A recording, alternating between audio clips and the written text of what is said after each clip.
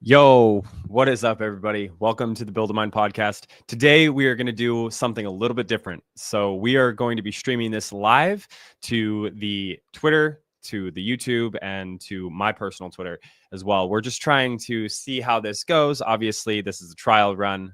Bear with us. Anyways, super happy to talk about what we're doing today, what we're going to be going over and discussing. And this is something that a lot of people don't quite understand. So, how is Bitcoin mining good for the environment? How is Bitcoin good for the planet? What are the different things that are happening within the Bitcoin mining space that are changing the way that we look at waste and energy production and recycling? Super excited to get into this. So, our guest today is Dan Koehler. Dan is a crypto executive, IT engineer, an entrepreneur, and a world traveler. As the chief mining officer at Kratos Digital Mining, he leads innovation in cryptocurrency mining site operations, bridging the gap between cutting-edge technology and sustainable growth. Whether it's managing his fintech equipment brokerage at ASIC Plug or exploring new opportunities across the globe, Dan thrives at the intersection of technology, entrepreneurship, and adventure. Travel is more than just a passion, it's a business. As a third-generation travel advisor and owner of Travel with Bridget, he creates unforgettable journeys connecting people with the world. Technology, adventure, and growth are his guiding principles. I am super excited to dive into this and to kind of give you an overview of what we're actually going to be talking today is a couple of months ago, Bitcoin Mining World released a video, and we created a documentary about a small operation that's happening where they're taking rubber tires, breaking them down and turning it into Bitcoin. How does that process work, and why is this technology so impactful for the world? We're going to dive into it. It's going to be a lot of fun. But before we do, watch this. Join the Mastermind Club, a weekly gathering of Bitcoin miners sharing insights to help you optimize or build your mining business. Our community fosters open discussion and collaboration, connecting you with experts who can help you overcome challenges and find solutions faster.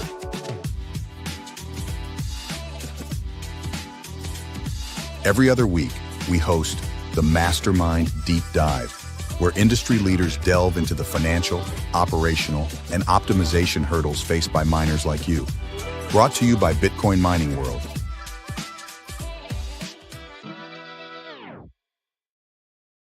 All right, guys, if you want to join the Mastermind Club, go to the QR code at the bottom of your screen over there and join us. Every other week we do deep dives. Every week we do a community session where we just kind of hold each other accountable, talk about each other's projects. It's going to be great.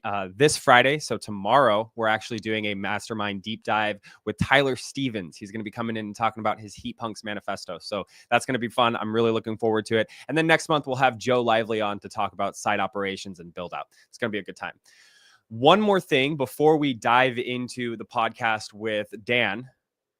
Have you guys heard about the Undermine Heat Punk Summit that's happening in Denver? Well, if you haven't, Undermine is a groundbreaking 2-day conference, February 21st through the 22nd.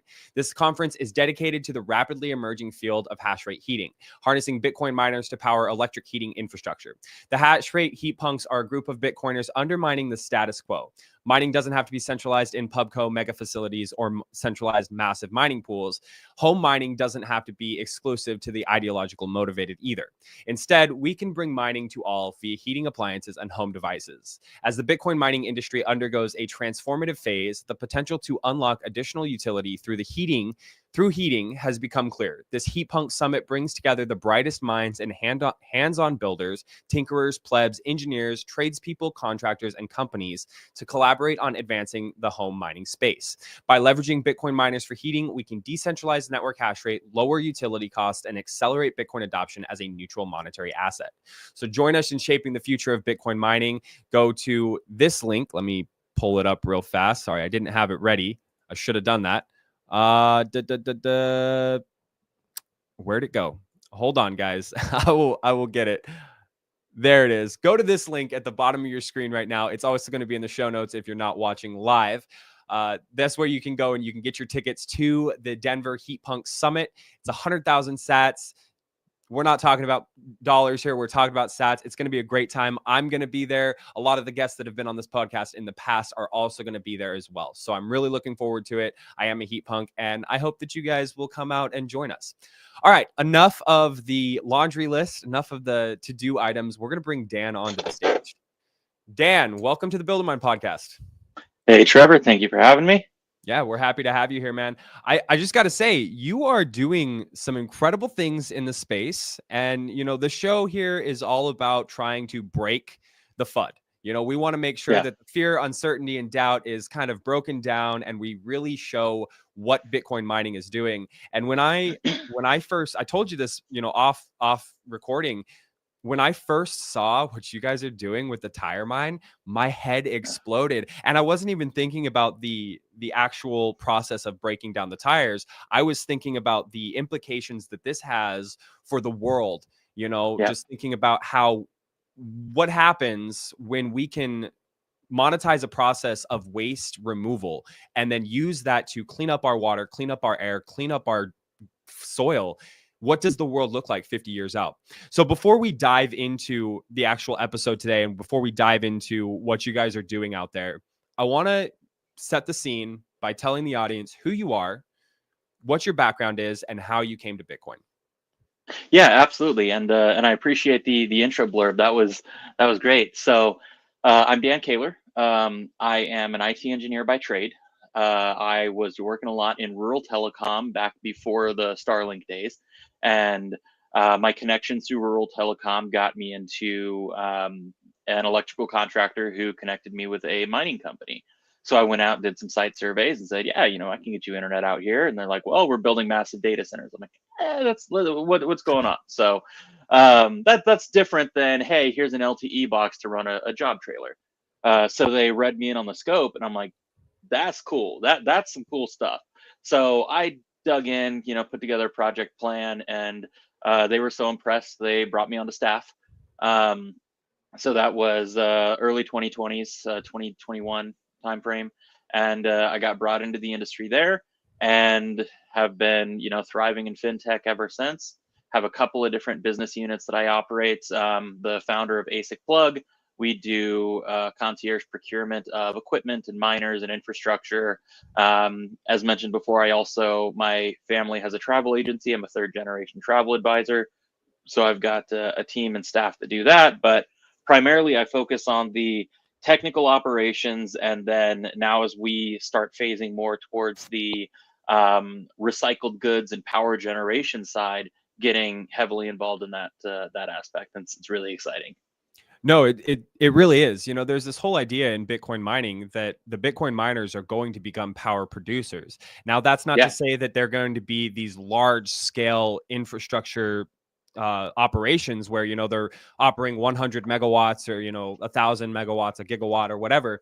That's not to say that. That's to say that the Bitcoin miners are going to seek out the lowest cost of power. And a lot of times that means becoming their own power generation plant. So we're thinking hydro dams, we're thinking solar farms, wind farms, these kinds of operations.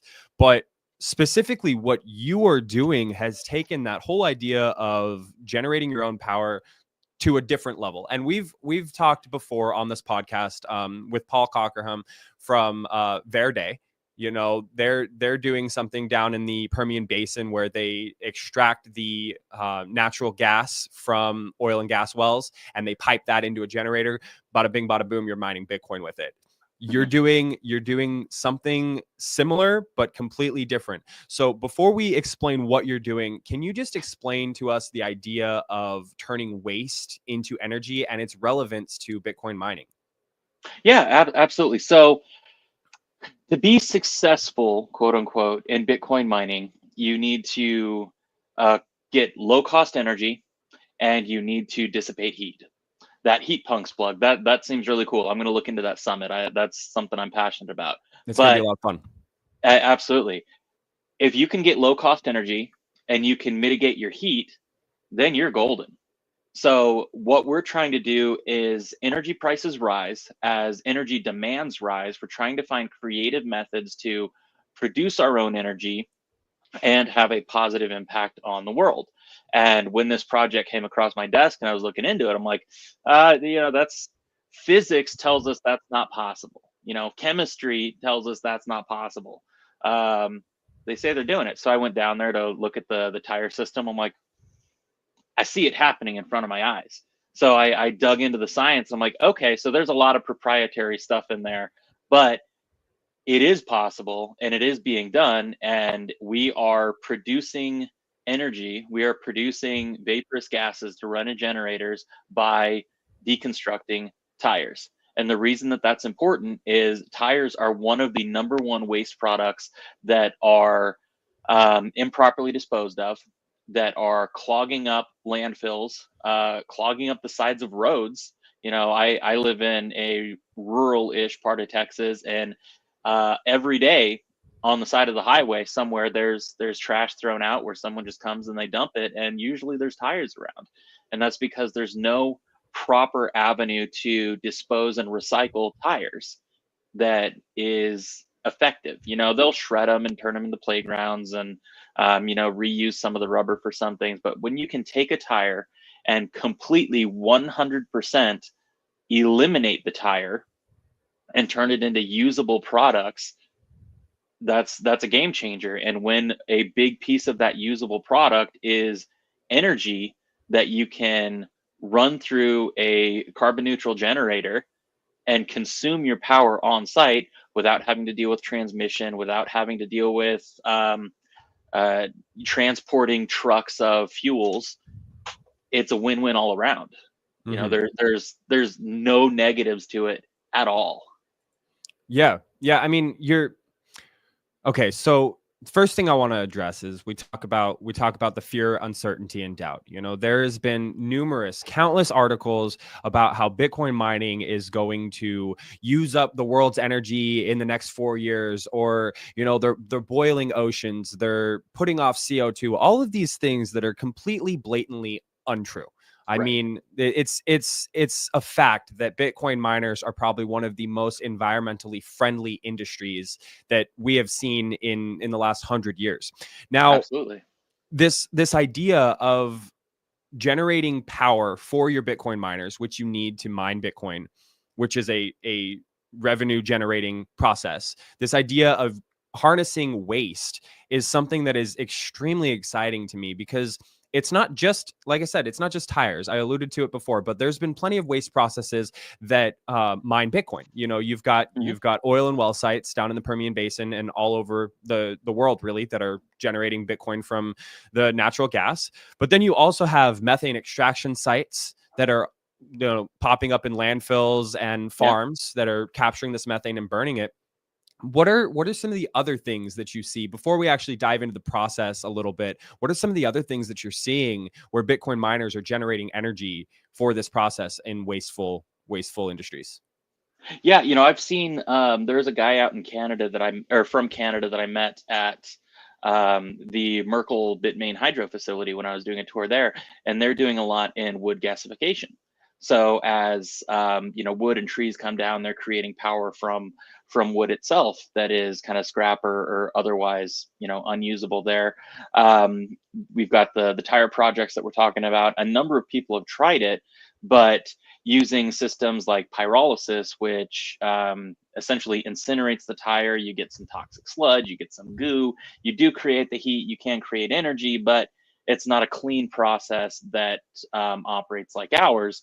And then, as you mentioned, there's the biofuels from farms, from cattle, from landfills.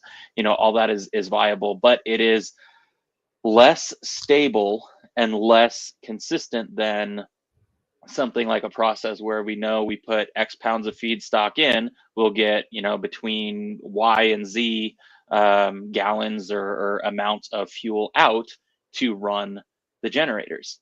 One of the exciting sites, or the exciting aspects of something like this, is when you load up a crypto mining container or building or whatever scale you're doing, you have modular ability to adjust that. If you're running on a lower yield that day for whatever reason, maybe your shipment of tires or feedstocks didn't come in, you can shut down half the miners, and you don't have to burn through all the fuel that day and then have downtime. But the ability to produce your own fuel, produce your own energy in an off-grid or a microgrid situation, and then utilize that to generate Bitcoin, then you have the ability to create jobs. You use that coin, you consume that coin to pay infrastructure, pay jobs, pay for your next batch of tires to get out of the landfill, to get brought out there. And there's, like I said, no downsides at all. Mm-hmm. So obviously there's a lot of proprietary technology that goes into this process. Can you just at a high level tell us how this tire breakdown process works?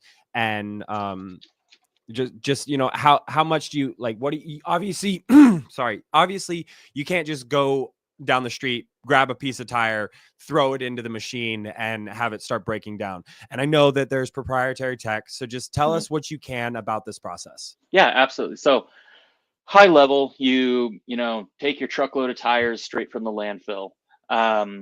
They go into some kind of shredder, and that's going to help you extract the steel out, because the steel you don't want to put into the vessel. The steel you can recycle separately, sell, run through and make other products out of and get it from there. When you have your raw tire shreds, they'll go into the canister, into the vessel, and they'll drop into the proprietary catalyst that is properly maintained at the right temperature formula with the right pressures, and it will I call it molecular deconstruction, because in time, as the rubber starts to settle into the catalyst, it separates out, where you have your gases coming off and you have what's left in there into a liquid rubber that is more dense and drips down to the bottom. So, and we go through in depth into the documentary. So I don't know, I'm assuming people watching this podcast have seen that, or they're going to go see it now, because this is some awesome stuff. We're gonna share the documentary in the show notes as well. I don't have it right now, so anybody watching live, I apologize. Go to the Build a Mine YouTube, or go to the Build a Mine X account, and we'll share it there. Sorry, Dan. Yeah, so it's really cool. But you get your liquid rubber offtake that sinks down to the bottom. Your vaporous gases come out to the top, and then it goes through a condensing unit to cool it. So after it goes through the condenser, what you get is your liquid fuel, which is your, we colloquially call it diesel. It's a mixture of a number of different hydrocarbons in there, but it's your liquid diesel. And then you have your aerosolized gas that separates out, which we refer to as propane. It's a mixture of propane, methane, and some of the other anes, but it is a consumable, generator safe aerosolized gas. So that goes out through a vacuum pump, gets compressed into your propane tank. Your liquid diesel gets pumped into your diesel tank, and then your rubber offtake gets pumped into your rubber tank. Now the rubber is almost like a tar consistency, and with a few additives, some gravel, some other, depending on the chemical composite, some sulfur and some other things, you have asphalt. So you can turn it into asphalt. If you don't do the gravel and things, you can use it as an additive to create industrial roofing. You can use it for many industrial projects where otherwise they would be going out and buying virgin rubber and cutting down trees, whereas this is stripped of the the fuel consuming carbon, the hydrocarbons that come out. You've got your liquid rubber that can go in and supplement a feedstock for some other industry who otherwise would be having to buy new or virgin rubber. And then you've got two forms of fuels. You've got your diesel and you've got your propane mixtures. Both can run through generators, create power. They can be sold as well. Run the diesel can be running fleets of trucks while you use your off gas or your propane for power. So in the documentary, we highlighted using it directly to run Bitcoin mining. We had an upstream data hash hut out there. I had, I believe, 22 miners in there running when we had it fired up and going, and it was awesome. Seeing that I can throw tires into the top of a machine and have miners running is just mind blowing to me still to this day. But if your use case isn't, I need to consume all of that for mining, you can use those fuels for other things. You can run a barbecue on it. You can, put it into a properly rated diesel engine for a vehicle. Now, I'm not saying buy our stock and do that without having, your own engineers check it out, because we don't warranty your vehicle if something were to happen. But when I was talking with one of the inventors, the performance that he's gotten out of this liquid diesel fuel has been phenomenal, compared to what you buy at the pump, as far as longevity, and the torque that he was telling us about a time that he got a weed eater out, and he completely drained it. He was doing a demonstration. He put this stuff in there, and that thing was ripping. It was cutting through bushes, and the torque in it was twisting. It was impressive stuff to see. So I'm really excited to see this project continue moving forward. And all of that's just on the tires. That's not even touching on the plastics yet. Yeah, that was something that I wanted to get into after this, is that it's not just rubber. You're not just able to break down rubber into its component parts and sell off the rubber, sell off the metal, and use the diesel and the propane to mine Bitcoin or in other processes like you were mentioning. But you can also break down plastics. And now what I want to highlight is, we've seen this huge push towards paper straws and paper cups and all these other things because of one reason or another. But at the end of the day, it's because plastic doesn't break down. It's wasteful to the environment. You're seeing microplastics in everything. I mean, literally to the bottom of the ocean, to men's balls, we're seeing microplastics in. So it's something that, like, this is an actual worry in the world. It's like something that we're actually worried about, is the amount of plastic waste that we have. But now all of a sudden, the same process that you're talking about can be used to start to break down some of those plastics. Can you just tell us a little bit about that? Yeah, absolutely. So very similar system, same organization structure. You don't have to have the same shredding of the tires to get the steel out. With plastics, you would run it through like a pelletizer. I don't know, it's kind of like a grinder. You get little beads out of it. So you'd get your plastics in, you'd extrude it into the middle of your canister, and it would process similar to the tires, but you don't get liquid rubber out. So with the plastics, you only get your vaporous gas that then separates out to your diesel and your propanes. But because there's no rubber in it, you don't get the liquid dripping out the bottom. So because of that factor, because you don't have to have that vertical height, that drop time to separate out and get your liquid down, you can actually make it a more condensed unit. And one of the things that we're working on right now is making it convenient to produce in mass and then ship and distribute. As you saw in the tire video that we did, the documentary, it's a big unit. It's not easy to put on a truck and be like, oh, here you go, plug it in. Whereas on the plastic side, that is something that is attainable and very viable. So we can get that going. And because of the high availability of plastics everywhere and the ability to create fuels from it, it gives us the opportunity to target areas that otherwise aren't well served for power generation or waste management. Mm-hmm. There's a number, multiple foreign countries have come to us and said, hey, we need help with this. Can you, come and help and sort this? So we're talking with groups to come out and build waste processing plants that would have the citizens, the people, collect their plastic bottles and their plastic materials and come in, and we'll get it cleaned and shredded and put into the system and be able to provide power. And then also this is providing jobs for these people. Yeah. So it's providing, like, let's take the Bitcoin completely out of it. The Bitcoin is great. We're generating power to create Bitcoin, which is, the strongest form of money in the world. That's all great.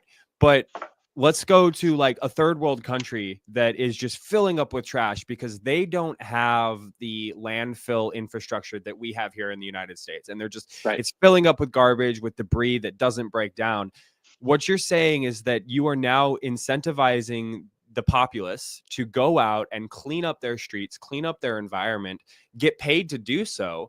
And then that waste is being broken down into these pellets that you then use as feedstock for this process of generating energy, which goes back into, in a virtuous cycle, it goes back into the community by allowing people to pay less for energy. Right. Yeah, absolutely. There's so I mentioned you briefly. We've been talking with numerous countries. One of them is the government of Jamaica. Jamaica is a Caribbean island. Their entire power generation is dependent on bringing in tanker ships of diesel. They're an island. They have some solar and stuff, but with the winds out there, wind isn't really a viable power source for them. They don't have a lot of fresh running water for hydropower sources. Don't have a lot of oil resources. It is a island out in the middle of the Caribbean, so they are wholly dependent on importing diesel from foreign nations via tanker ships. And they run those in generators to create power for the entire island, realizing a net power cost of more than 40 cents a kilowatt hour to the consumer. That's brutal. Yeah. Now, Jamaica, also an island, not a whole lot of garbage facilities. So it is littered with tires and plastics and trash, and being so tourism and consumer focused, they're constantly bringing in stuff from other countries that then they don't have the proper facilities to dispose of. So this would allow us to set up, and whether or not Bitcoin is done there, I don't know yet, but we can come in, set up, process, create energy, and aggregate blend their entire country's power costs down by reducing the demand on outside imported diesel, because we can consume fuels created from their own trash that they have to find a way to get rid of anyways. And now if they don't have to collect and consume it and then ship it off in a barge somewhere, they can collect and burn it through the clean digester system and then into generators, lowering their energy costs. I mean, it's a huge win-win all around, and again, creating more jobs.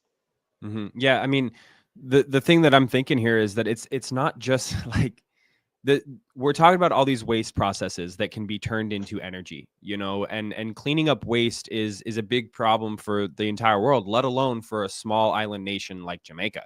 But this idea of, three processes: you've got your tire processor, you've got your plastics processor, and you've got your waste or your methane mitigation site. These three processes are breaking down, without understanding the heuristics of it, like I would guess that it's breaking down 90%, 95% of all of the waste on the island and turning that into some sort of power generation to, like you said, go back into the livelihoods of the populace, the people, the residents of the island. And that has wider implications as well, because we know that the amount of power that a nation brings on, and now amount of power that they create has a direct relation to the prosperity and the quality of living of its people. You look at places like Africa, where they have an abundant amount of geothermal and hydro power, but they don't have the ability to necessarily set up the infrastructure to pay for that power. And then that's kind of where Bitcoin miners come in. They allow them to build out these energy grids, and it gives the populace the ability to start to prosper and start to develop their countries more and more. And this is something that I am so excited about with Bitcoin mining. Is you talk about these waste to energy processes, you talk about the buyer of last resort that Bitcoin provides, and then extrapolate that out 50 years. What do these small island nations look like? What does the nation, these nations in Africa look like in 50 to 100 years, when they have the ability to compete on a nationwide level with first world countries like the United States. What are your Mhm. thoughts? Yeah, absolutely. Technology like this has the capability of moving almost any third world country who wants to into being a second world country, which is the substantial step to attracting outside investment and getting an economic boom going to get them on the fast track to becoming a first world nation. All that takes time, but it's funny you mentioned Africa a couple of times because we are actively working with the Democratic Republic of Congo as well. So our Trend Discoveries founder, Brad Hoagland, who was featured heavily in the Tire Digester documentary as well, was invited out there to have some meetings, and it was an awesome discussion. We're looking at bringing the plastics processing plants out there, working heavily with in tandem with the government to help them clean up the streets because they don't have a lot of garbage processing capabilities, and start developing and building microgrids and start operating everything we can do to improve the lives of the populace there. um, there's a bunch of projects that they need assistance assistance with from us, and we are really excited to get boots on the ground and see what we can do to stabilize everything there. And what's funny is there was a magazine article that came out from them, and it had a picture of Brad with a bunch of them in meetings, and it talked about Trend Discovery and PowerLink, which is another entity that's going to be coming to light here to focus on the technology behind this solution, are coming to save the Congo. I'm like, whew, pressure's on, man. But this is the type of technology, if anything could, this is the type of technology that can. And we don't have to have an entire mega plant built out to start making a difference. Once we know that we've got the technology in development and on its way, then we can start with a plastics collection and washing and shredding plant, and start creating the feedstocks and building, bailing out the big cubes of the feedstocks that's going to go into it while we build the digesters and get those ready. What that does is that lets the people see, hey, yesterday there was 6 inches of plastic trash over there. Now it's down to 5 inches. Next week, man, they've cleaned up even more. When you've got on the sides of these roads these piles and piles of just garbage and trash, when people start to see their environment get cleaned up a little bit, when they start to see an improvement in what is in their immediate surroundings, they start to take better care of things. Yeah. And something I'm immediately thinking about is the waste is obviously, it's carrying bacteria, it's carrying pathogens, it's carrying disease. And this is a huge factor in, again, the livelihoods of these people. In America, we don't really think about this because our streets are generally clean. We have a decent quality of living in the United States. But to put yourselves in the shoes of people who are not just fighting for water, but fighting for survival on all Mm-hmm. fronts. Like, these people every single day are struggling with finding food resources, finding clean water, not living in filth. And what excites me most is that there is finally a way for them to clean up their environment, but then also, if they so choose, they can start mining Bitcoin, which will be an economic boon for them in the long run. I mean, I am really excited, going back to this whole idea of West Africa is, I am really excited to see the kind of innovations, the kind of projects, the kind of the bright minds that come out of these nations. Because Right. just because you live in a third world country does not mean you are not as bright or as smart as people in the United States. I would argue that there are much smarter people in West Africa, in other parts of Africa, in other parts of the world, but they just haven't been highlighted or shown or given the opportunities that we've been given. And Americans are lazy. At the end of the day, we're so lazy. We have all of these great things that make our lives better. These other people in the world, they're struggling every single day, so they don't have the ability to focus on Yeah. these innovations. And that struggle breeds ingenuity. When you have a really difficult set of situations, you have to find a way to circumvent it and get by. And being in that situation, you invent stuff or processes and things. It's absolutely fascinating to see, just in my travels that I've been through, the Caribbean and stuff, and through Mexico, seeing what people have come up with just to get by or solve a problem. Where if I had that problem, I'd go on Amazon and buy this $100 thing to fix it.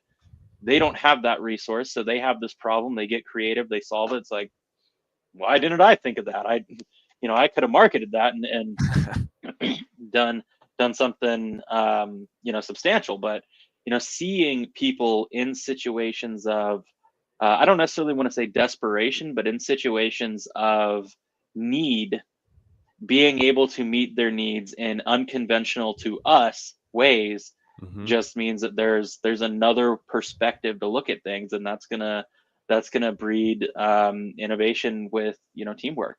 And I am curious too, what do you think the timeline is? Because in America, in these first world countries, we have a lot of regulations, and these regulations can be positive in some aspects, but really hinder us in the way that we build and we grow and we develop. You look at telephone infrastructure versus Wi-Fi infrastructure. A lot of these second world nations have completely jumped the telephone infrastructure. They've got cell phones and they're building Wi-Fi infrastructure.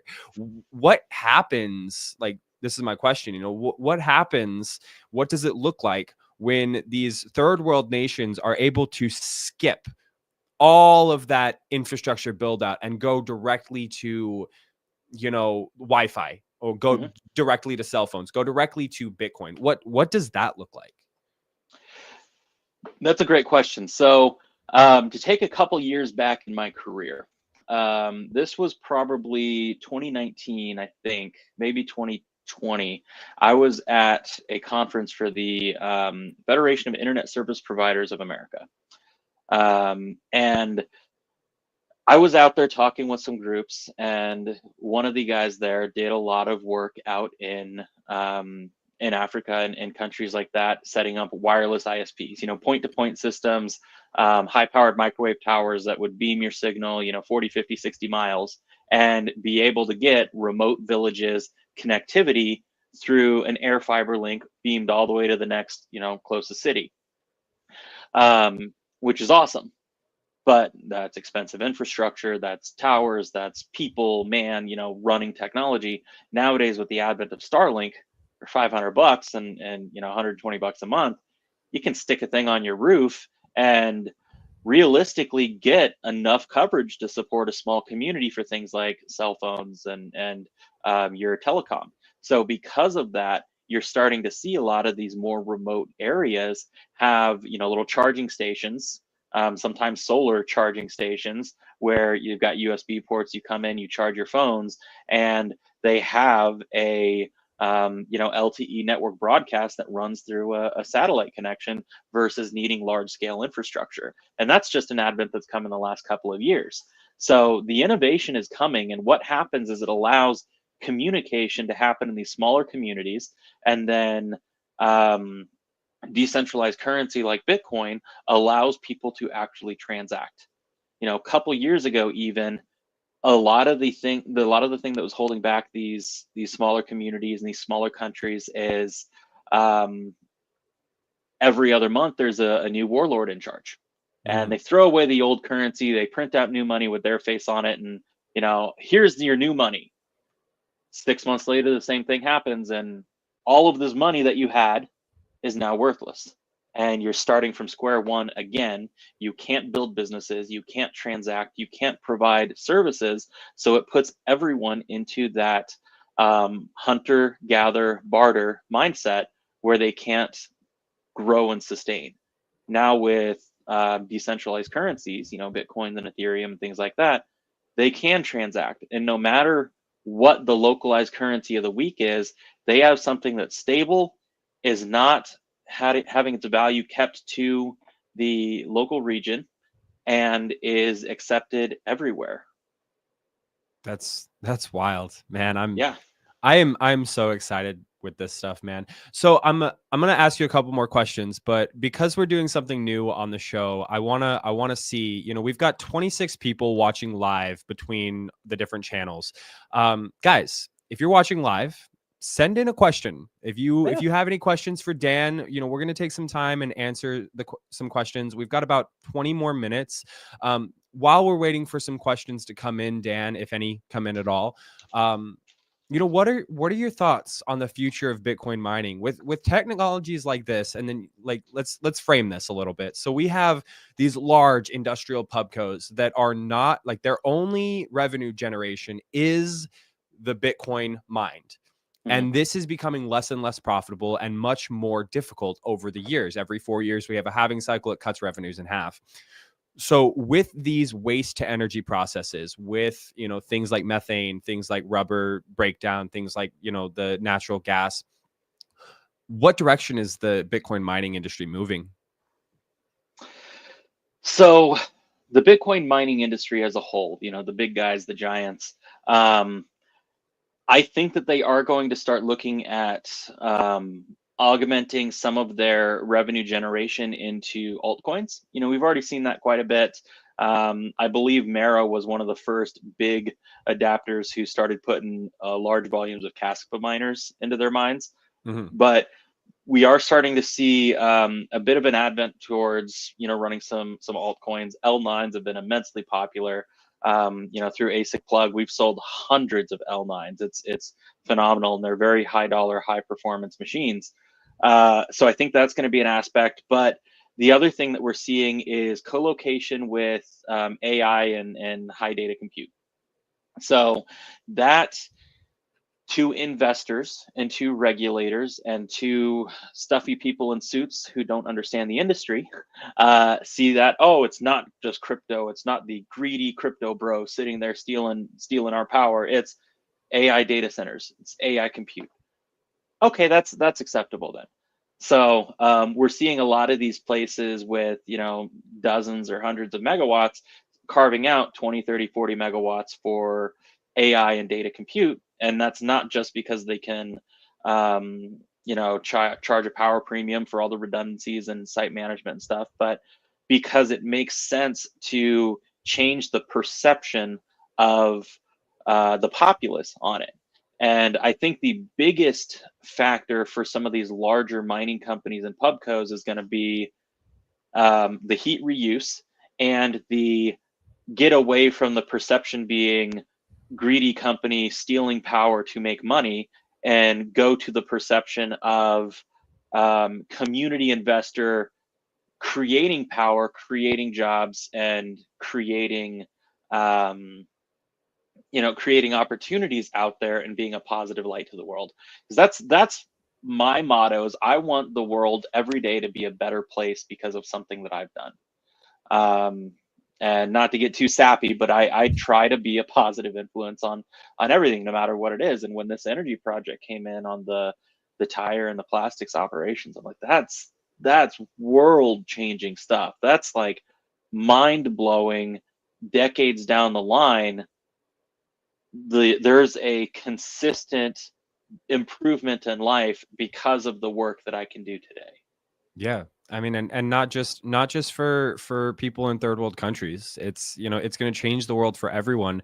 And I've got a young son, and I want nothing more than to watch him grow up in a world that is healthy and good for life, a world where he can prosper based on his own merit. And that's a lot of why I really enjoy Bitcoin.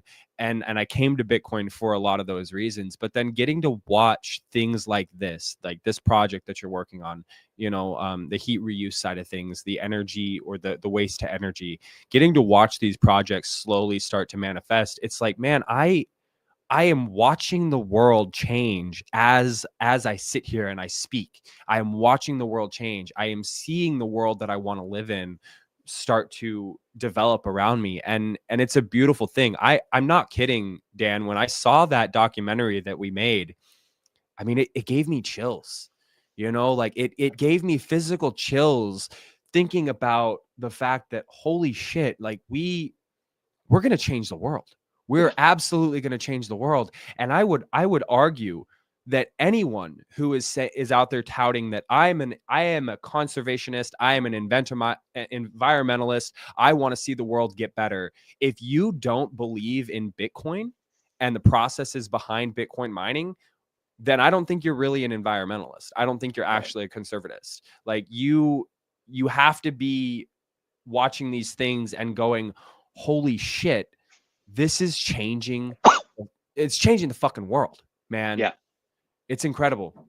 It really is. And so much of the hate against Bitcoin is by people who are completely ignorant as to what Bitcoin is and how it works and how it impacts the world. They're of the mindset because they were told by the media, by memes, by some politician out there wagging their finger, and they're stealing our energy to get rich. And that's their mindset forever. It's like that's not how it works. It's creating jobs, it's stabilizing the global financial infrastructure. Before we had blockchain tech and before we had the ability to accurately guarantee transactions in microseconds, even 10 years ago, 15 years ago, when you would need to send a wire somewhere, you call up your banker, hey, I need to send $10,000 to this person. They call up that person's bank. They say, hey, we have an incoming transaction that's going to go through. They call into a third party. The third party's like, okay, I've notated this. We'll get it locked in. It takes 3 or 4 days.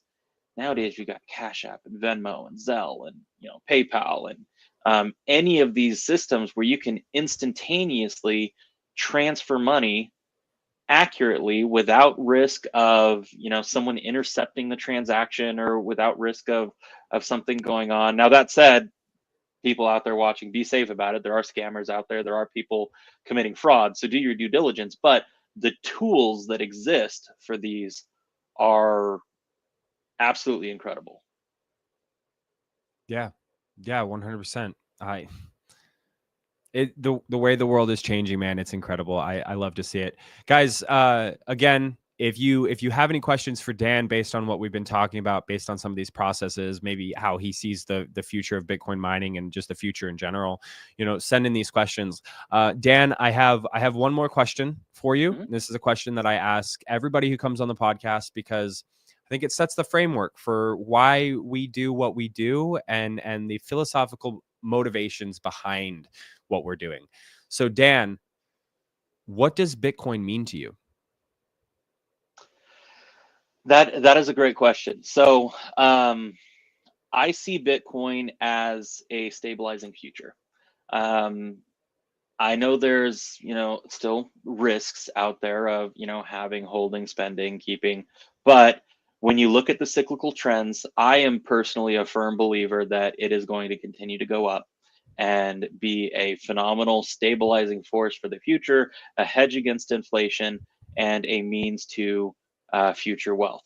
I was watching a video from, I think it was Crypto Casey a couple days ago, and she posted a meme that was Neo asking Morpheus if in the future, will I, when do I know, or how do I hold my Bitcoin, or something like that. In the future, my Bitcoin will be worth more and something. And Morpheus's response, like, in the future, you won't need to sell it because just holding it, you'll have enough wealth and generation that you'll be able to get by and run operations and, maintain your lifestyle and support yourself from it. And that was centered around the generation of the new technologies and the new procedures coming around it with allowing debt against Bitcoin, which is huge. The fact that traditional finance is now seeing Bitcoin as a viable asset to lend against is phenomenal. That is world changing in and of itself. One of my clients who does a substantial amount of mining is wanting to always procure more assets, get more equipment, grow their operations. And now that they can start leveraging the coin that they've already held without having to sell it, without having to trigger a taxable event, they can take debt on that, procure new assets in miners, generate new asset and coin, and pay down the debt and continue the cycle is absolutely world changing. I mean, you're not wrong. What comes to my mind is, to that person who wants to build a business, who, they've been stacking their Bitcoin for a while now, and they've got a Mhm. significant amount of Bitcoin. To that person who wants to build a business and start doing something better for the world or for their own family, they can now take this Bitcoin that they've stacked and not lose out on the gains, the momentous gains that they're going to be having in Bitcoin, but still use that capital to start to fund their operations. And that Yeah. is, like you said, that's world changing. I mean, as someone who I'm an entrepreneur at heart, I love trying to find new ways, new innovative, creative ways to make money and to make the world a better place. It's like the biggest, most difficult hurdle is getting the capital needed to start to fund your operations, because nothing in the world is free.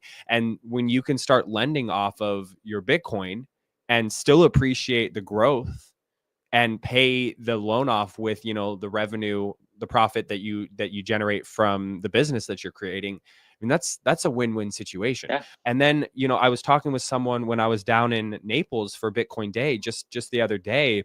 He's created a product. It's not out yet, but he's created a product that allows you to use Bitcoin to get a loan for a home, and Yeah. that's huge. If you can afford to pay the debt or pay the mortgage, you can use the Bitcoin to get a collateralized loan that allows you to get that mortgage, but you don't have to spend your Bitcoin in order to get it. And this is something that I've been pondering, is like, okay, well, what happens when my stack is big enough? Will I go out and purchase a home? It's like, most definitely I want to go purchase a home, like with land, and be able to provide this to my family. But wait a minute, what if I can do that in a way where I actually don't lose the Bitcoin? That is inspiring. It's Absolutely. it's exciting. So, like, really, the general idea in this podcast is Bitcoin is inspiring, and we're leading these innovative efforts that are changing the world, man. Yeah, absolutely. And I'm a firm believer, and I do mine. I've got a DG1 home right here. So I've got my Doge miner on my desk here. I've got a couple of Casper miners in the server room. I've got a couple other miners. I've got a CKB miner in my garage. I've got a couple miners in hosting, and within Kratos, we've got a Bitcoin farm out in Pennsylvania operating on stranded gas as well. So I'm heavily involved in the mining aspect, and a firm believer, because it is continually generating assets for you. And even though they're ones and zeros on a computer, they are still monetizable assets. There is substantial value to them. And that's, I think, the thing that's been most difficult to explain to politicians, who are the most vocal out there speaking out against the industry because of the power consumption side. But now with the new Congress, the new House and the new Senate being substantially sided towards being pro crypto, and the new White House administration being pro crypto, I think that we are in for a very positive 4 years for growth and mining. Um, Hopefully, some realistic and logical regulations come out, that they're talking about regulations on crypto. Hopefully, they are viable and not going to be detrimental to the decentralized nature of it. But even some new technology out there in the pools, like, if you guys haven't looked into in deep the powerpool.io guys, just look into it. Pull up their site and look around at some of their white page and stuff. Powerpool has got some really cool stuff coming out. And when you're ready to put miners there, of course, hit me up. But I'm just super bullish and super excited on where the industry's going. Same, man. Same. I think we're, we've seen a lot of really cool innovations, but I think we're just hitting the tip of the iceberg when it comes to what is going to be built from this. So I'm super excited. I'm very bullish. Yeah. Tell the audience, before we wrap up, tell the audience where they can get a hold of you. Do any quick plugs that you want to plug, and then we'll start wrapping up. Yeah, absolutely. So for me personally, usually the easiest way is Dan at asicplug.com or sales at asicplug.com. I'm also on Telegram in most of the groups. What is my Telegram handle? That's a great question. It is at Koehler Crypto. So like my last name, at Koehler Crypto, all one word. And if you're looking to reach out to me regarding the digester, the plastics, the recycling things, D Koehler at kratosdigitalmining.com. And I'm sure that we can put links in the description or whatnot. All the links will be in the description of the show notes. So perfect. So yeah, we can list the email addresses there, and I'm excited to see what comes of it. We've got some really cool stuff that I can't quite talk about yet, but I'm super excited for the advent of the PowerLink entity, which is what is going to be the tire digester and the plastics processing and that group. I'm pretty excited. Yeah, I am too. Let's just say, because like you said, we can't quite talk about it. Let's just say that people are going to be able to get involved, and it's going to be really exciting. So yeah, community efforts and everyone coming together for positivity is we're going to change the world.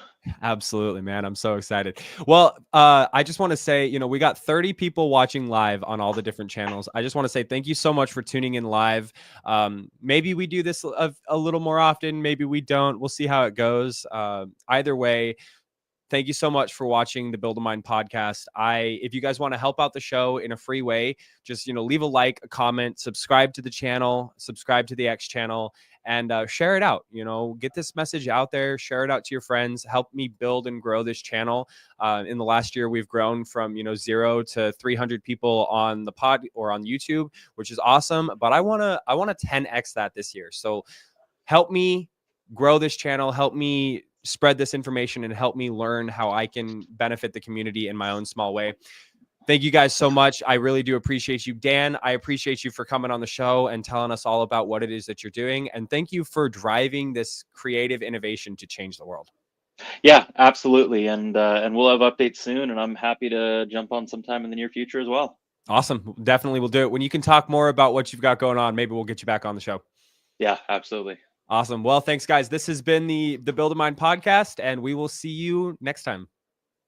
Thanks, Trevor.